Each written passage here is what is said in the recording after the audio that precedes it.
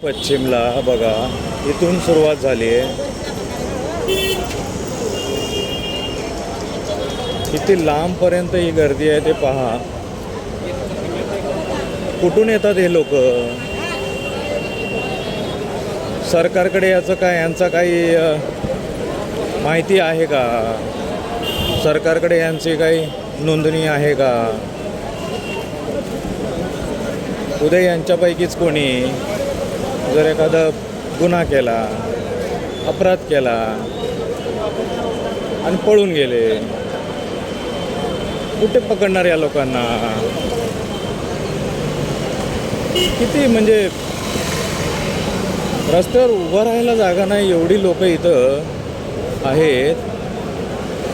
नक्की यांचं सरकार, प्रशासन, व्यवस्था नक्की लक्ष देतं की नाही देत?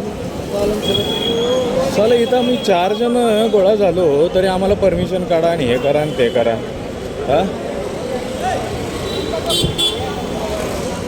आमच्याच राज्यात, आमच्याच भूमीत आम्हाला परमिशन काढा, हे करा, ते करा.